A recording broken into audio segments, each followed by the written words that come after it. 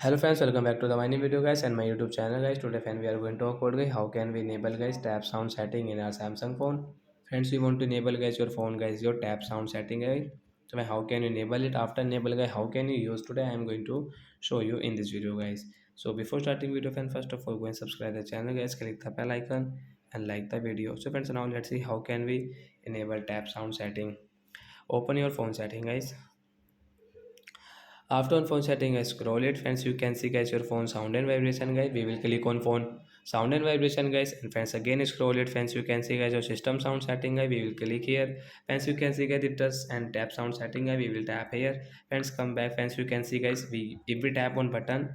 So friends, you can see guys the tap sound setting, and then if you on guys like if you click on any icon, so friends you can use this tap sound setting. So like that guys you can enable guys your phone tap sound setting and you can use it in your mobile. So bye bye friends, thanks for watching the video, bye guys.